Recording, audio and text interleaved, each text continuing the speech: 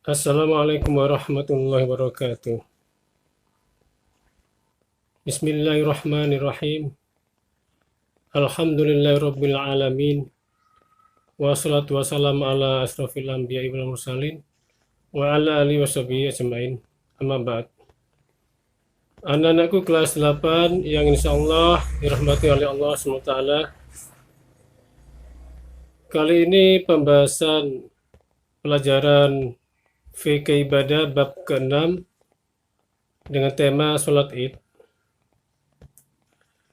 Yang mana sholat ini meliputi hukum sholat Id,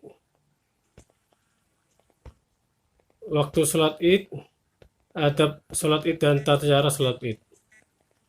Mari kita bahas bersama-sama sehingga kita bisa dapat mengambil manfaatnya.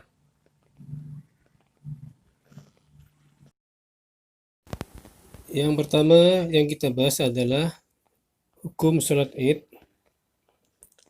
Jadi sholat Id ini yaitu sholat Idul Fitri dan Idul Adha.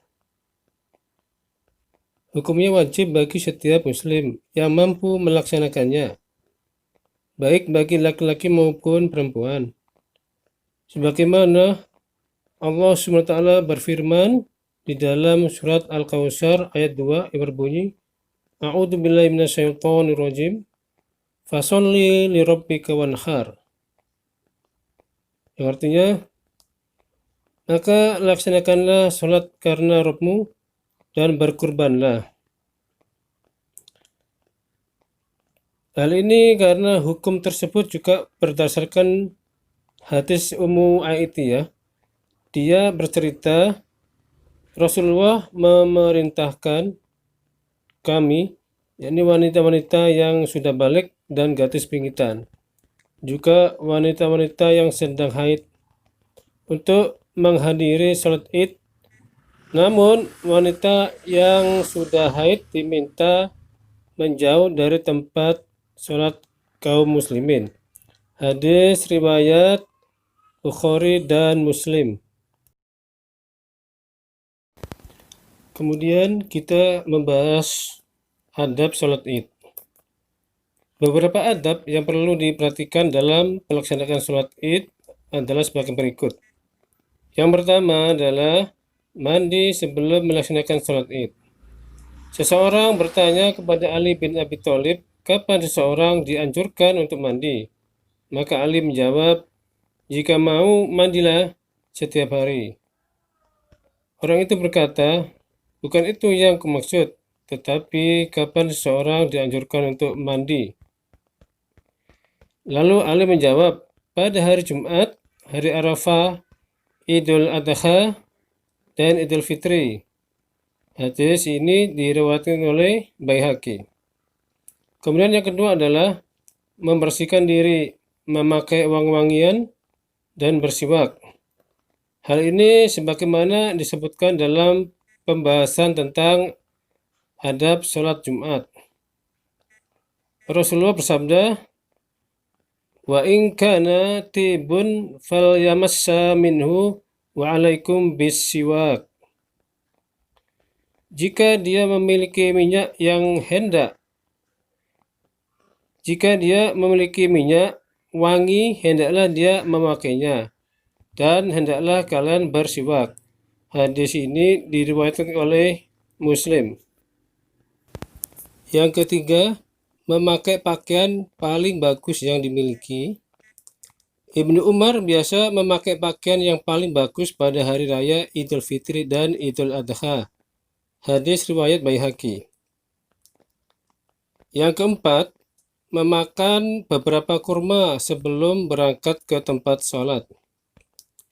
Dari Anas dia bercerita, sebelum berangkat ke tempat sholat pada hari raya Idul Adha, Idul Fitri, Rasulullah SAW biasa makan beberapa kurma terlebih dahulu, dan beliau memakannya dalam jumlah ganjil.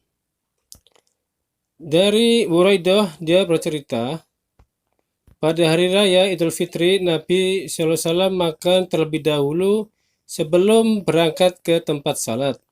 Sedangkan pada hari raya Idul Adha, beliau mengerjakan sholat terlebih dahulu, baru setelah itu makan. Hadis riwayat Tirmizi dan Ibnu Mas'ud. Yang kelima, berangkat ke tempat pelaksanaan sholat id dengan berjalan kaki dan penuh ketenangan. Dari Ibnu Umar, dia berkata, Rasulullah berangkat ke tempat sholat id dengan berjalan kaki, dan beliau pulang dengan berjalan kaki pula. Hadis riwayat Ibnu Majah. Yang keenam, disunahkan mengerjakan sholat id di lapangan. Dari Abu Sa'id Al-Khudri, dia bercerita, Nabi berangkat ke tanah lapang untuk mengerjakan sholat pada hari raya Idul Fitri dan Idul Adha. Hadis riwayat Bukhari dan Muslim.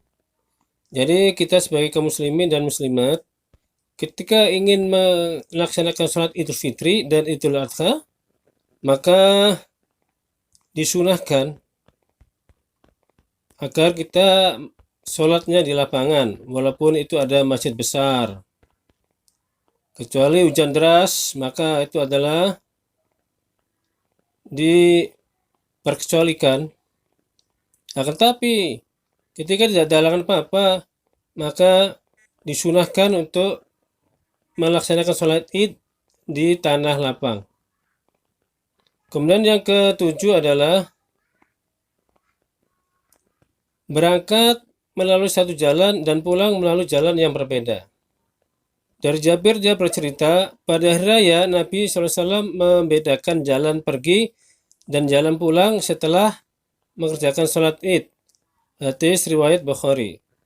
Jadi kita hendak melaksanakan sholat id, maka kita disunahkan untuk berangkat pada satu jalan yang berbeda pulangnya dengan jalan lain. Jadi kita berangkatnya maunya ada jalan ke utara, maka pulangnya harus menyelisih jalan tersebut. Karena hal ini disunahkan oleh Rasulullah SAW. Kemudian yang ke-8, bertakbir selama dalam perjalanan menuju tempat melaksanakan sholat id. Nabi keluar pada hari raya Idul Fitri seraya mengumandangkan takbir sampai di tempat melaksanakan sholat dan sampai mengerjakannya sholat. Jika hendak menunaikan sholat, beliau pun menghentikan takbir. Hadis riwayat Ibnu Abi Saibah, Muhaimili dan Az-Zuhri. Ini takbirnya seperti begini. Allahu Akbar, Allahu Akbar. La ilaha illallah, Allahu Akbar. Allahu Akbar walillahil hamd. Mulai dari keluar rumah, nyampe tempat pelaksanaan sholat, terus dikumandangkan, dan berhenti ketika hendak mengerjakan sholat.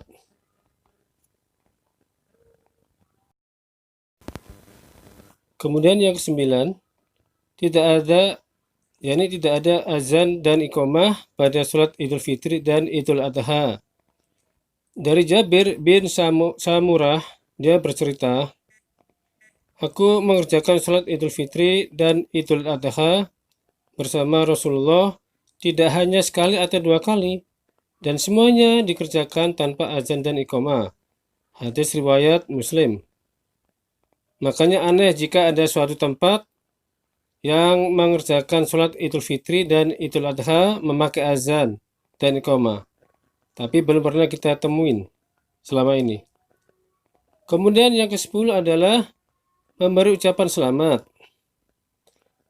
Dari Jubair bin Nufair, dia bercerita, dahulu pada hari Id, apabila para sahabat Rasulullah saling bertemu, maka mereka menyampaikan ucapan berkata, Taqabbalallahu minna wa minkum.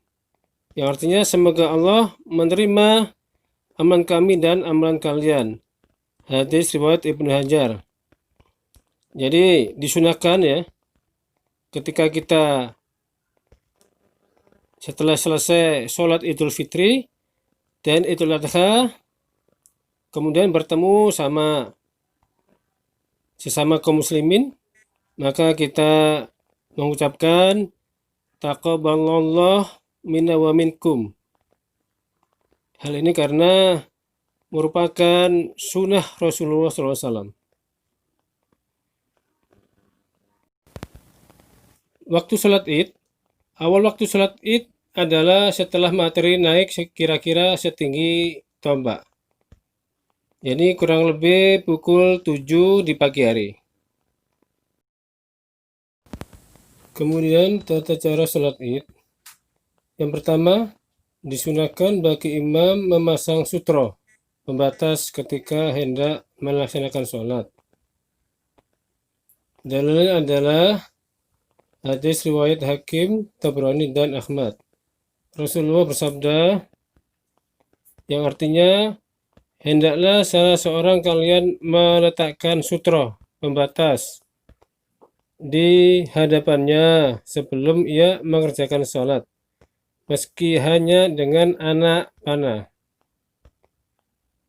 Ini karena memasang sutro tidak hanya untuk sholat id saja, baik sholat id maupun sholat sunnah atau sholat wajib, itu disunahkan untuk meletakkan sutro, yakni pembatas di depan kita.